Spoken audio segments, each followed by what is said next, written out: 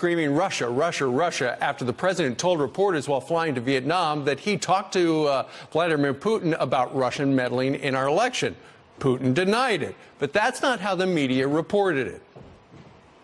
I think he's giving Putin a pass, and I think it demonstrates to Mr. Putin that Donald Trump can be played. He believes them, while he does not believe the intelligence agencies of the United States of America. Donald Trump's policy seems to be trust. Hey, listen, Putin said that they didn't do it, so they didn't do it. So were the president's remarks taken out of context? Some think so. So here we've got a debate right now. We've got staff writer for The Federalist, Bree Payton, along with professor and liberal political commentator Wendy Asefo. Ladies, good morning to both of you. Good morning. Good morning. Professor, let's start with you. Some analysts said that it sounded like he was siding with Vladimir Putin over his own intel agencies, although that wasn't quite what the president said. What do you make of that?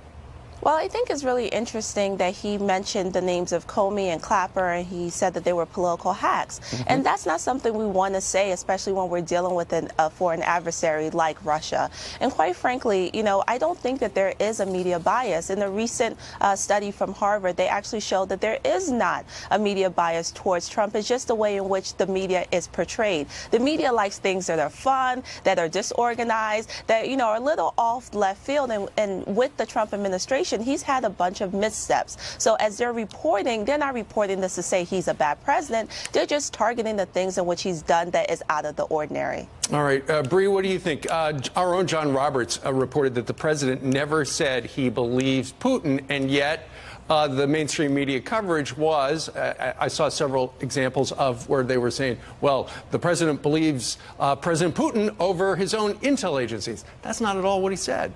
Yeah, it really isn't at all what he said. I mean, in the next breath, he said, I believe our intelligence agencies, they're very fine people that work over there.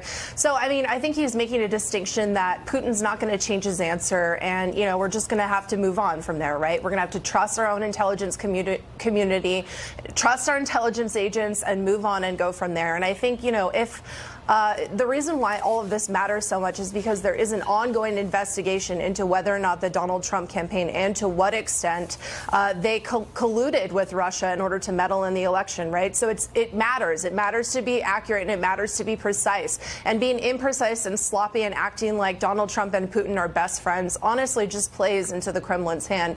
And this is really what Moscow wants, to seem more powerful and more influential, and to make Donald Trump seem like he's this dumb buffoon. That's just totally playing into the Kremlin's hand, right? I mean, we have to zoom out and look at the long game here. So it's very important to be correct and precise. And perhaps, Bree, that's why a number of outlets today are showing that awkward photo of the president going like trying to shake hands like that. When you look at the tape, it wasn't that awkward at all. Professor, what do you think about this?